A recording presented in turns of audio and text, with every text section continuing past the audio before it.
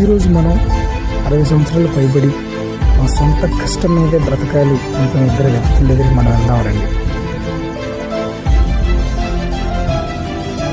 వీళ్ళేనండి వాళ్ళు 60 సంవత్సరాలు పైబడినా కూడా మా సొంత కష్టం మీద మేము బ్రతకాలి అని చెప్పేసి మాతో చెప్పారు.